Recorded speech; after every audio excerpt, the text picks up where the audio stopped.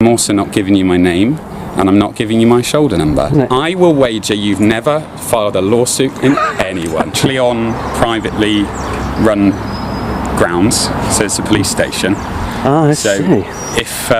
if you'd like to come to the public area, would that be privately run on the basis that it's publicly funded? yeah, but that's not relevant to the fact that it's public infrastructure. It's highly relevant. Hold on. It's highly relevant. You're trespassing on the police station. Okay. Is trespass a civil or a legal matter? Is trespass a civil or a legal matter? Do you have a request of the police? Yes, answer the question. Is trespass a civil or police matter? Do you have a request? I'll answer the question for the benefit of my viewers. I think it's what a civil you're here matter. to do is to ask silly questions. It's a civil matter. It only becomes a police matter when it's aggravated trespass. If you could you do me one favour just to carry on with this consensual conversation? Provide me with three forms of address. Provide you with three forms of address? Identity, my apologies. I think you are asking some irrelevant questions. And I'll do it myself. And oh, look at your rank. Oh, dear me, you know better than that, sir. I think you're asking questions which aren't relevant. Here we are, on duty, covering identification. I'm not going to do, because you don't... Could you, for the benefit of the audience, say what those two diamonds represent? Before we even press play, let me set the stage for you. What you're about to watch isn't just a disagreement outside a police station. It's a slow-motion unraveling of authority under scrutiny. On one side, you have an inspector, senior rank, visible insignia, full confidence. On the other, a calm, methodical citizen with a camera and a working knowledge of the law. No shouting, no threats, no chaos, just questions. And that's where it gets interesting. Because when authority is confident, questions aren't a problem. But when authority is shaky, questions become a threat. This encounter starts with a claim of private property. It escalates to trespass, then aggravated trespass, then intimidation, then officer safety. Watch closely how each argument shifts when challenged. Watch how tone changes when control slips. And most importantly, watch what happens when legal claims are tested, not emotionally but logically. By the end of this interaction, no arrest is made. No law is enforced. No action is taken. Instead, something far more revealing happens. The power dynamic flips. Let's break this down. To identify you. As we haven't met, I'm wondering why you're being so hostile. Then introduce yourselves. Come to the public area. If we played police bingo today, we've got hostile, private ground when it's public. A lot of people ticking boxes at the moment. It is cliche corner, isn't it? Stick within the bounds of the law. Identify yourself. You're in uniform. That's a second formal offer. You have the opportunity to redress your error. Have a silly conversation for the third and final time before it goes on record. Of an office building. On the record for the third and final time, will you identify yourself while you're in the course of your duty? What I'm not going to do. Yes or no? Is I'm not going to give you permission to put you're not identifying yourself. This is no longer a consensual conversation. Onto the internet. I will take it up with your superiors. You don't have permission to put that video on the internet. You don't have personal permission. Tell me the law that precludes me from doing it. You're not in a public place. Tell me the law that precludes me from doing it. I'm telling you that I'm not giving you personal permission to put any video onto the internet. Don't need it. But just so that you know. Did you watch the Twin Towers come down? That is relevant. Did you watch the Twin Towers come down? Goodness me. Did you? You're one of these. Okay. Oh, one of these. Bingo time, boys. Here we go. You're going to tell me that the police knocked the Twin Towers down. Right out of the gate, notice the pattern forming. The inspector labels the station as privately run grounds, but when challenged on public funding, he pivots instead of clarifying.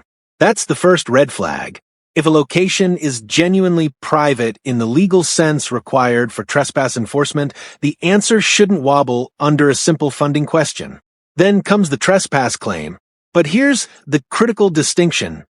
Trespass by itself is civil. Police involvement requires specific conditions, like aggravated trespass involving disruption. So when PA calmly asks whether it's civil or criminal, he's not being clever. He's testing whether the inspector actually has enforceable grounds. Now, add another layer, the refusal to identify. Officers, especially in uniform, operate under transparency obligations. When authority demands compliance, but withholds accountability, that imbalance becomes the real story. The tone may still be controlled, but structurally, the position is already weakened. It's public. It's publicly funded. No, 1972 Criminal Justice Act, Section 33, implied rights of access. There are signs at the front which I've read and I've recorded and narrated to, and I haven't been anywhere. Like you're an angry man. Anywhere. You're an that I shouldn't be. Who doesn't like public services. Do you think personal insinuation is the way for a senior officer to behave? This is an observation. You seem to be very angry. Angry? You're here on a police station. You clearly don't like the police. Would you be delighted if your rights were violated? Back into. Would you be delighted? No, you wouldn't. Very argumentative, and it's far less. That's a crime, isn't it? What constitutes authorisation? I'm asking you now, as a member of the public. I work in a public service. I think that you've got a general dislike. Here's where the interaction shifts from legal footing to emotional footing. When private property and trespass don't immediately stick, the inspector begins reframing the encounter around attitude. Words like hostile, implication of motive, suggestion of agenda. But watch PA's strategy, he doesn't rise to it. He keeps the conversation anchored in law and obligation. Identify yourself. You're in uniform. Direct, procedural, boring even, and that's powerful. Then comes the claim about not having permission to post footage online. That's a huge tell. There is no general legal requirement to obtain personal permission to publish footage of public officials performing duties in publicly accessible areas. So, when that line is asserted without legal backing, it signals something important. This is no longer about law. It's about control of narrative. And once narrative control becomes the goal, legal precision starts slipping fast. Towards what you do. I'd be allowed to film and I'd have to identify myself. Firstly, identify yourself as you're obligated to do. The reason you're not going to because you're here with an axe to grind and you don't like speculation overruled. Speculation overruled. Give you public service. See how this will pan out in court. Speculation overruled. This won't end up in court. No, it won't, because your side will settle before it goes there to make a formal complaint about your lack of identification. I'll take it to the relevant body. But I'm not in public. I beg. You're on duty. I'm always on duty. Exactly, and you have to identify whether you're in plain clothes or not. I'm not in a public place. Yes, you are. I'm not dealing with the public. Remember, you are on private property. So what I'm not going to do is give you a name to put onto the internet for your angry website where you don't like public website. Classic this geezer, you don't seem to have any questions. What do you want from this interaction? Who am I speaking with? You're now obligated under two rationales. Your code of ethics, and your policies. Please tell me about the code of ethics. I think it's the other way around. You need to adhere to. Look at your senior. Look at the ranking here. Look at the rank. What would you like? Look at the rank. What would you like to? This is how you behave. What would you like to achieve? The inspector suggests moving to a public place, yet they're standing on a roadway marked with council lines, infrastructure that typically indicates public highway governance. That's not a minor detail. Road markings aren't decorative. They reflect jurisdictional authority.